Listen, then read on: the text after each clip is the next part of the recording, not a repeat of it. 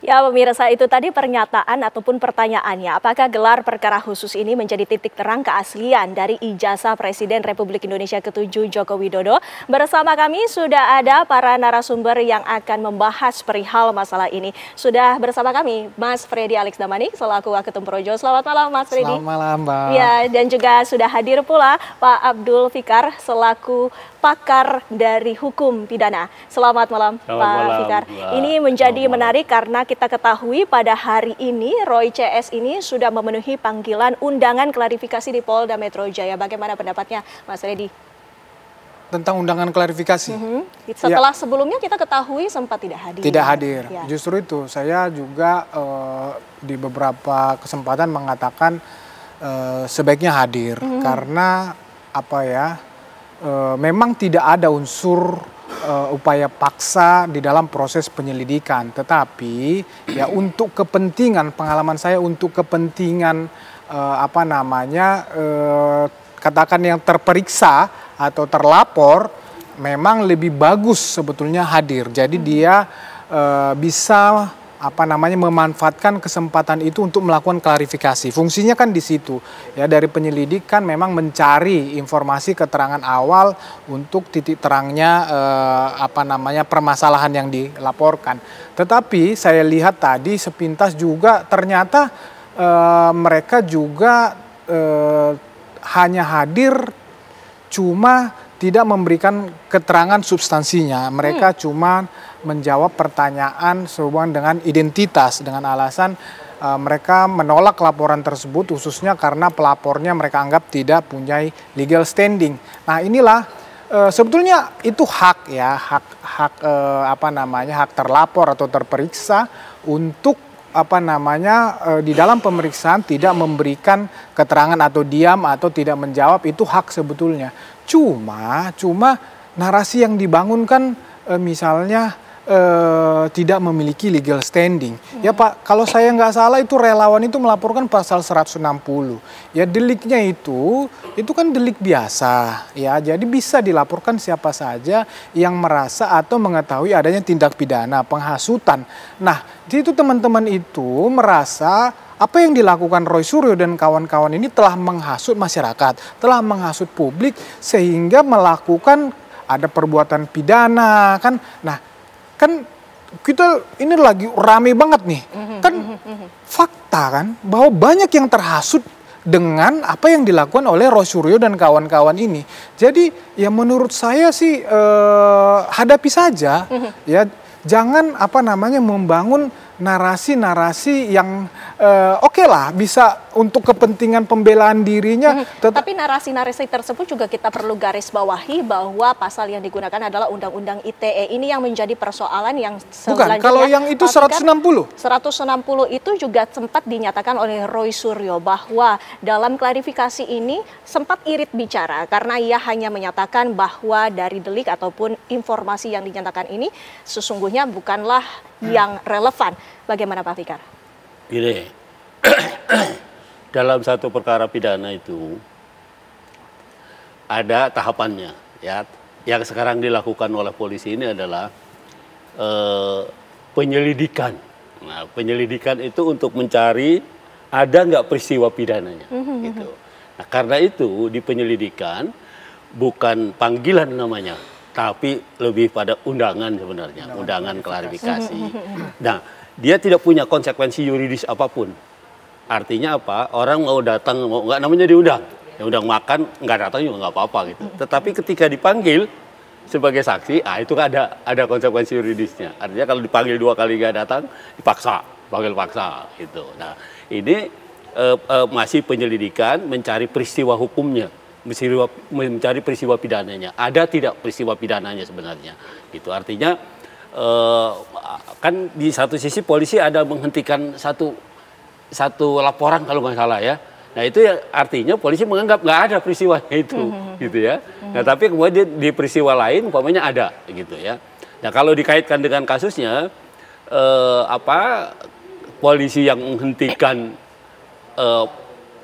laporan ijazah palsu kalau nggak salah begitu ya, dianggap itu tidak ada peristiwanya, gitu, sehingga kemudian dihentikan. Di sini sekarang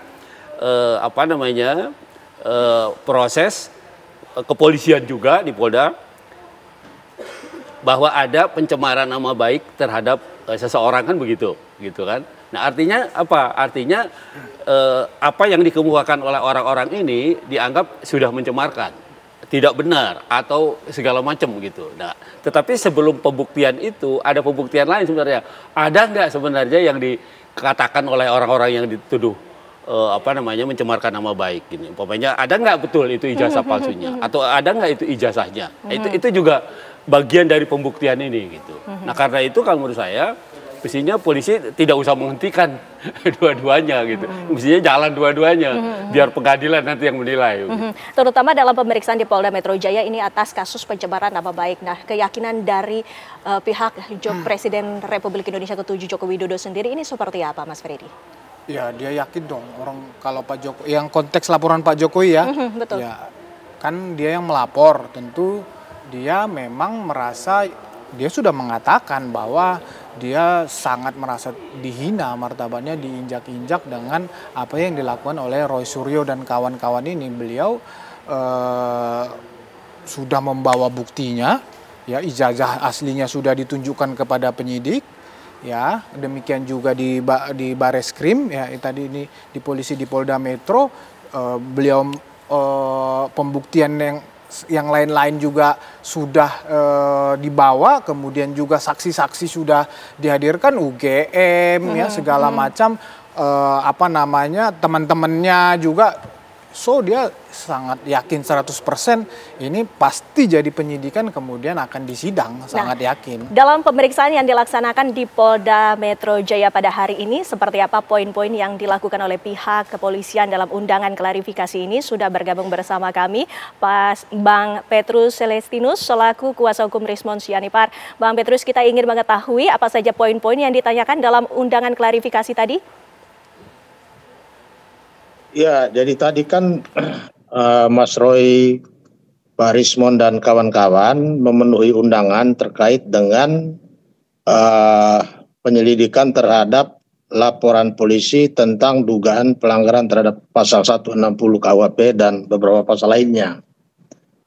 Nah, karena namanya undangan klarifikasi, tentu sikap Mas Roy dan Pak Rismon dan kawan-kawan itu masih tetap sama seperti ketika klarifikasi terhadap undangan mengenai laporan atau pengaduan Jokowi atas dugaan pencemaran nama baik. Jadi banyak pertanyaan yang karena tidak sesuai dengan pengetahuan mereka, karena namanya juga undangan klarifikasi ya, hal yang mereka tidak ketahui pasti mereka tidak menjawab.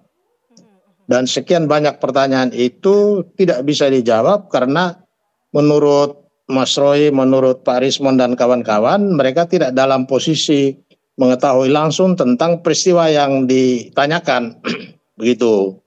Sehingga ini masih memerlukan pengembangan dari jawaban-jawaban yang disampaikan tadi.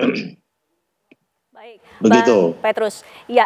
Pak Jadi Fikar, polisi penyelidik belum menemukan apa yang menjadi target dari klarifikasi hari ini.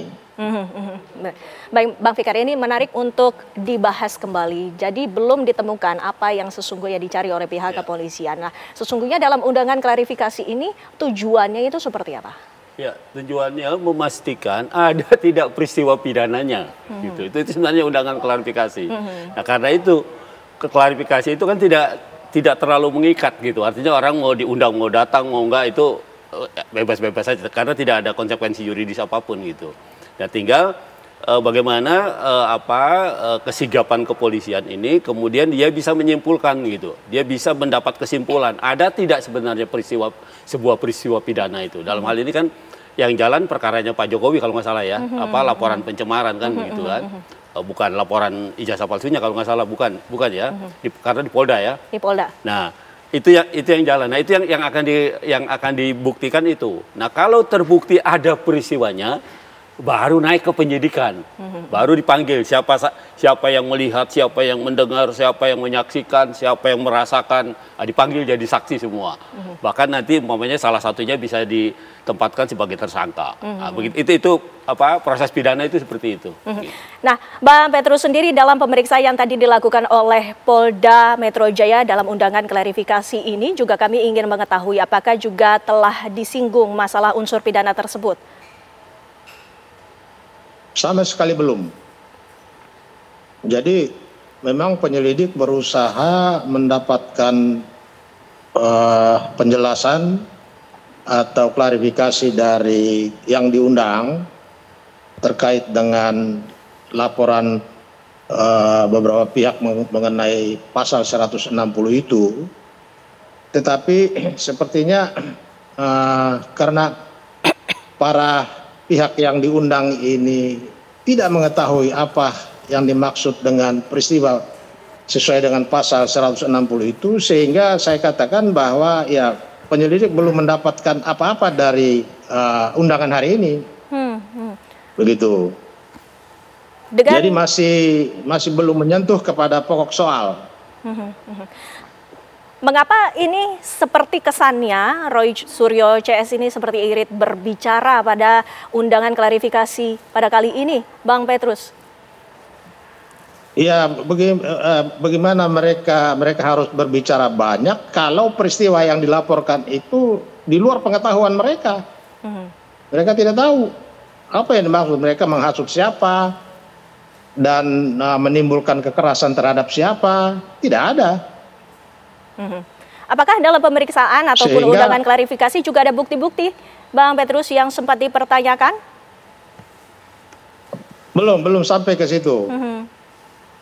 Belum sampai pertanyaan tentang bukti. Karena ya justru keterangan yang dibutuhkan hari ini kan dalam rangka Polri ingin mendapatkan bukti. Tetapi dari peristiwa pemeriksaan hari ini ya, penyelidik mencoba menggali tapi belum mendapatkan apa-apa dari hasil pemeriksaan hari ini. Bang Petrus, selain dari Roy Suryo dan juga Bang Rismon Sianipar yang hadir dalam undangan klarifikasi pada hari ini, siapa saja, Bang Petrus? Yang diundang hari ini Roy Suryo, Rismon Sianipar, kemudian Ibu Kurnia, lalu Egy Sujana, Rijal Fadila, dan beberapa orang lain lagi. Ada sekitar 6 atau 7 itu. Pokok pemeriksaan dari penyidik ini semuanya sama? Semuanya sudah memberikan pernyataan, Bang Petrus? Rata-rata sama, karena pasal sangkaannya kan sama. Pasal peristiwa yang dilaporkan itu sama. Nah, untuk jawaban yang diberikan kepada pihak penyidik ini sama pula? Nah, tentu gaya bahasanya beda-beda. Gaya bahasanya berbeda, tetapi menyikapi pertanyaan itu mereka memberikan argumentasi yang sama. Baik, Bang Ferdian, ini juga harus dikomentari bagaimana? Ya, itu biasa saja, itu bisa kita nyatakan, kita bilang strategi di dalam menghadapi proses hukum itu, dalam menghadapi pertanyaan-pertanyaan atau penyelidikan dari polisi, dari penyelidik dalam hal ini. Nah, mereka kan menganggap justru kalau semakin banyak saya berbicara, semakin banyak saya memberikan keterangan, justru akan bisa backfire kepada saya, akan dipakai nanti untuk di dalam proses penyidikan. Tapi kan ini tidak berdiri sendiri. Misalnya kan begini, ada di dalam suatu podcast atau ada di dalam suatu katakanlah kayak kita acara begini, ya, atau di televisi mana. Nah, itu kan banyak pihak yang di situ. Artinya sosok Roy Suryo atau Rismon kan tidak sendiri di situ.